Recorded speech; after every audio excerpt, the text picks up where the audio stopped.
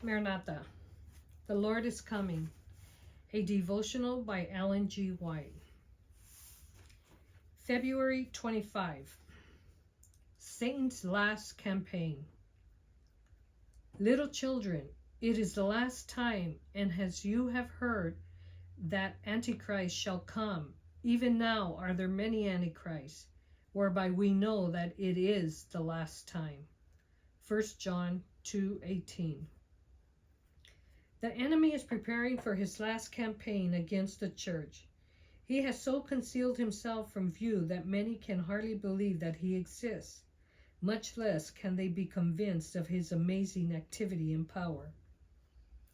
Man is Satan's captive and is naturally inclined to follow his suggestions and do his bidding. He has in himself no power to oppose effectual resistance to evil.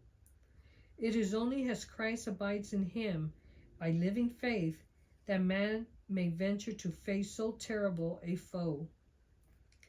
Every other means of defense is utterly vain. It is only through Christ that Satan's power is limited. This is a momentous truth that all should understand. Satan is busy every moment going to and fro, walking up and down in the earth, seeking whom he may devour.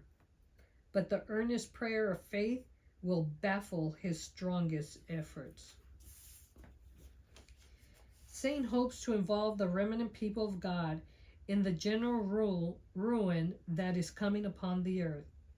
As the coming of Christ draws near, he will be more determined and decisive in his efforts to overthrow them. Men and women will arise professing to have some new light or some new revelation whose tendency is to unsettle faith in the old landmarks.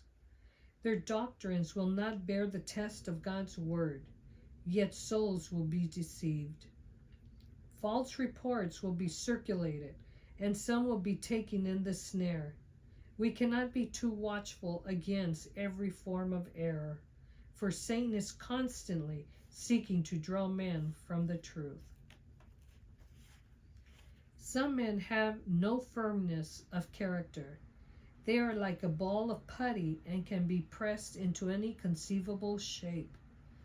This weakness, indecision, and inefficiency must be overcome. There is an indomitableness about true Christian character which cannot be molded or subdued by adverse circumstances. Men must have moral backbone and integrity which cannot be flattered, bribed, or terrified. God has set bounds that Satan cannot pass. Our most holy faith is this barrier, and if we build ourselves up in the faith, we shall be safe in the keeping of the Mighty One.